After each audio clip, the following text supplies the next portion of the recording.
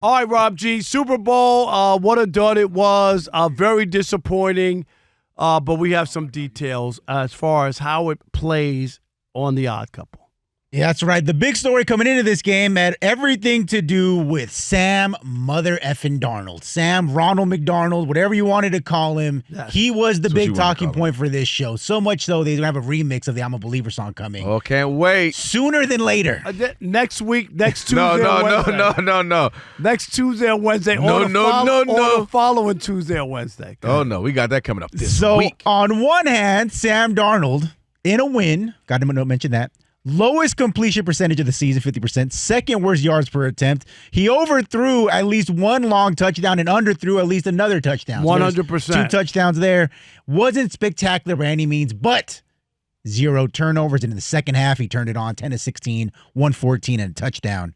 So there was some context to what he did there in the game. So, guys, obviously now that Sam Darnold has got the Super Bowl, he played mistake-free football for about a month. It's clear now, more than ever, that we've all turned the page on Sam Darnold, right? Not so fast. Oh, gosh. You sat up here and promised, Rob. Not so fast. You sat up here and promised the people. I will give you that he had a clean game, but I'm not going to buy into Sam Darnold. In fact, I'm calling him Scam Darnold. He scammed his way into a Super Bowl, riding a great defense and a kicker who set a record for field goals because Sam Darnold couldn't get the team in the end zone.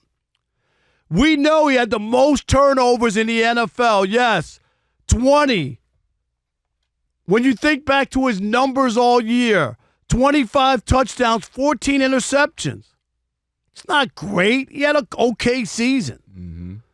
His Super Bowl numbers, it was so bad that they picked a running back with no touchdowns to be the MVP because they couldn't give it to the defense.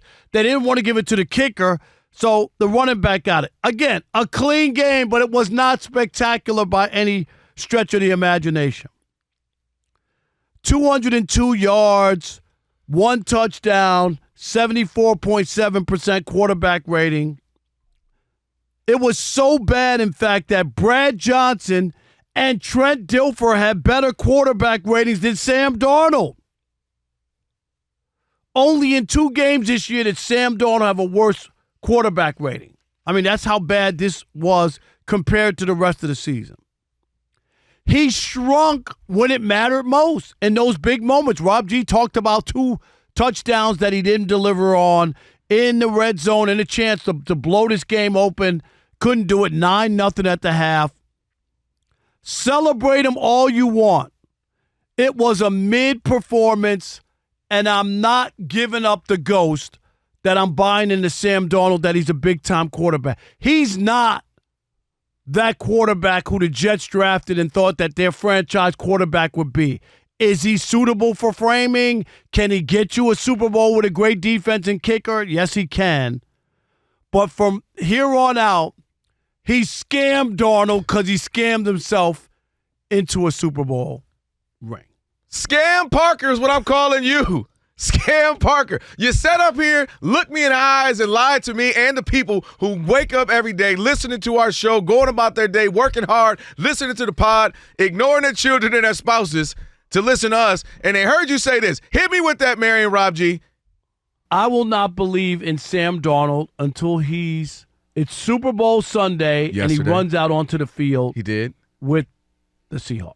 And then he ran up to the stage with a Super Bowl trophy. Do you believe in him? No. You give him another nickname, Scam Darnold. I'm so mad at you all season long. When you did it right, hey, Rob, you got it right. When that happened, you were like, hey, look, that happened. I said it would. And dang it, when you're wrong, I need you to be wrong. And when you tell the people you're going to do something, you need to believe in them. You said you would. Now let's get back to some things. You brought up this particular game. Grant you, he didn't look like the return of Joe Montana, Tom Brady, or John Elway. But you know what? Guess what? You know who else didn't?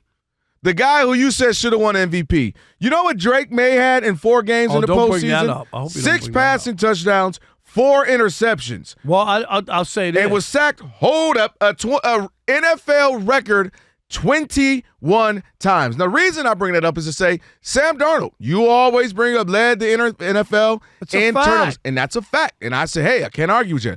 Only thing I would say is, hey, he's been on the 3-game win. Hey, he looked great against the NFC Championship game against the Rams. Hey, he looked great in that fourth quarter against the Rams, a few weeks back. He's been great since then, including the postseason. You thought he was great yesterday? Specifically, Rob, with the turnovers. He did not turn the ball over a single time in the postseason. It was a clean game. Which it was wasn't huge, a great game. though. But that's huge in a game like that because turnovers ultimately can turn around and be the thing. And this is what he did.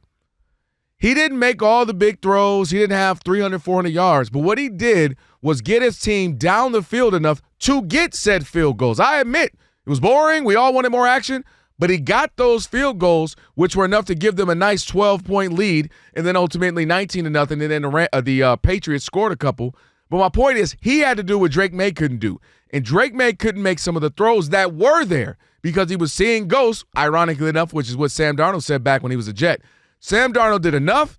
He didn't hurt his team. We piled on to C.J. Stroud because he hurt his team. He was the reason they lost. When you have a great special team, you're well coached, and you have a good defense, you go out there and do what you're supposed to do. He did that, so you got to put some respect on it.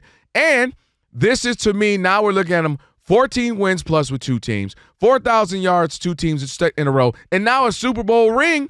Sam Darnold has turned the story around, and eternally, when you talk about Super Bowl winners, we got to talk about him because he's got more than Dan Marino, he's got the same as Aaron Rodgers, and he's got the same as Matthew Stafford and a whole bunch of other people that we want to put it up. Only difference is he wasn't the reason that they won, and you could poo-poo it or discount it.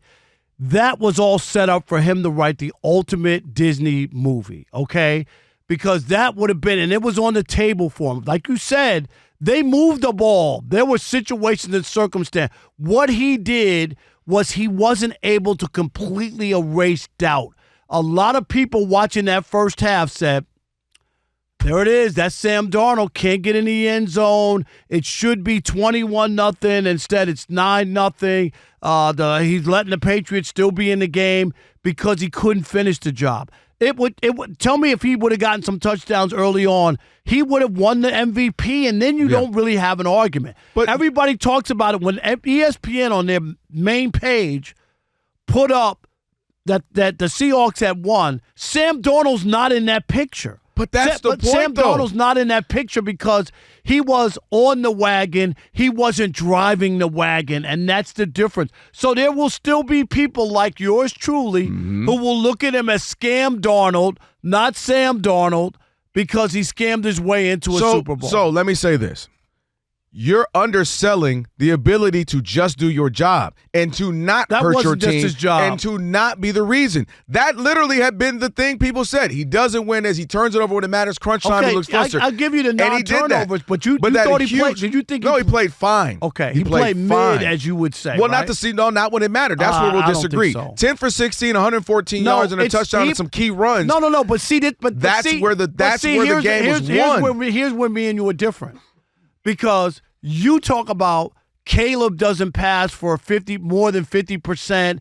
I tell you about the big throw to win the game, and now you're saying you don't care that he missed 50% of his throws as long as he made the key ones and won the game. So which one is it? I'll answer that. Okay, which one is it? Number one, this is the Super Bowl. This is a winner. What do you mean? It literally is a Super Bowl to win it all. That's a massive difference. No, it doesn't. Number two, I just said he was fine. You come in and act like Caleb was the greatest thing since since Brett, and I'll say he was fine in that fourth quarter. That's all I said. I didn't say Sam Darnold was great. I verbatim said Sam Darnold was fine.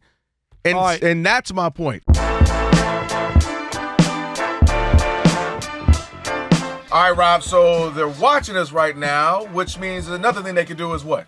They can subscribe. All you got to do is hit that button, subscribe to The Odd Couple for some of the best sports talk content in the nation. Facts. And while you're at it, they can like, they can comment, they can share. Do all that for us. We appreciate it. Just do all that right up in here.